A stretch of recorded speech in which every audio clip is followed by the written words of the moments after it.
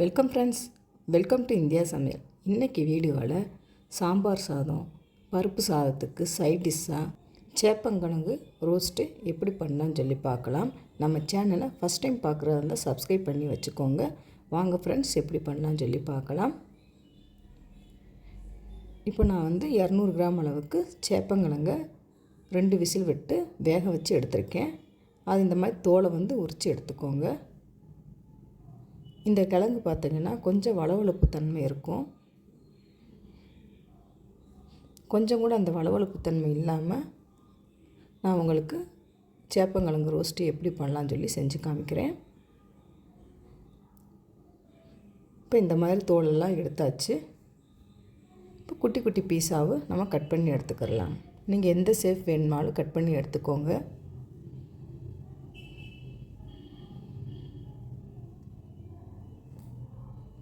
இப்போ இந்த அளவுக்கு கட் பண்ணி எடுத்தாச்சு. இப்போ ஒரு மிக்சிங் பவுல் எடுத்துக்கோங்க.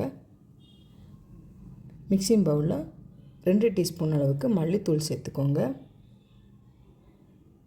1/2 டீஸ்பூன் அளவுக்கு மஞ்சத்தூள், தேவையான அளவு மிளகாத்தூள் சேர்த்துக்கோங்க காரத்துக்கேற்ப.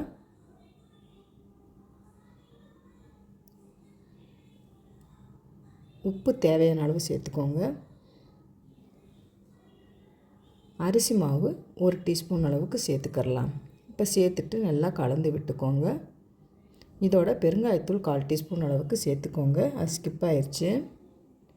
இப்போ நல்லா கலந்து விட்டாச்சு. இப்போ கட் பண்ணி வச்சுருந்த சேப்பங்கிழங்கை இதோடய ஆட் பண்ணிக்கிறலாம்.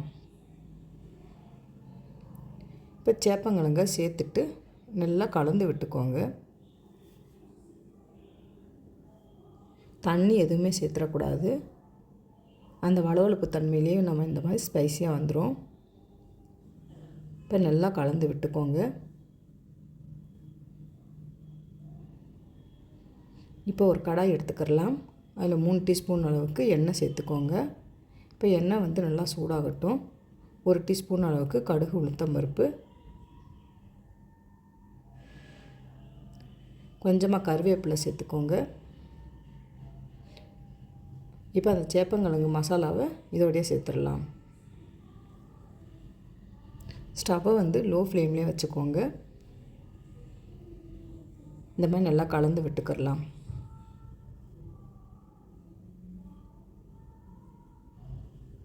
இப்போ இந்த அளவுக்கு நல்லா கலந்து விட்டாச்சு. இப்போ மூடி போட்டு கொஞ்சம் நேரம் வேகட்டும். இப்போ ஓப்பன் பண்ணி பார்த்துடலாம். இப்போ மறுபடியும் இந்த மாதிரி கலந்து விட்டுக்கோங்க. ஒரு 2 நிமிஷம் லோ ஃப்ளேமில் வச்சு வேக வச்சு நீங்கள் மூடி போட்டு வேக வச்சு எடுத்துக்கிட்டிங்கன்னா சேப்பங்கிழங்கு ரோஸ்ட் ரெடி ஆயிரும். உங்களுக்கு உப்பு பத்தலைன்னா கொஞ்சமாக உப்பு ஆட் பண்ணிக்கோங்க. இப்போ பார்த்திங்கன்னா நல்லா ரெடி ஆயிடுச்சு. வேறு பவுலாக மாற்றிடலாம். காரசாரமான ஸ்பைசியான சேப்பங்கிழங்கு ரோஸ்ட் ரெடி ஆயிடுச்சு. நீங்களும் இந்த மாதிரி ட்ரை பண்ணி பாருங்கள் ஃப்ரெண்ட்ஸ். ட்ரை பண்ணி பார்த்துட்டு கமெண்ட் பண்ணுங்கள். உங்களுக்கு இந்த வீடியோ பிடிச்சிருச்சுன்னா லைக் பண்ணுங்கள், ஷேர் பண்ணுங்கள், கமெண்ட் பண்ணுங்கள். உங்களை நான் வேறு சந்திக்கிறேன். பாய். தேங்க்ஸ் ஃபார் வாட்சிங்.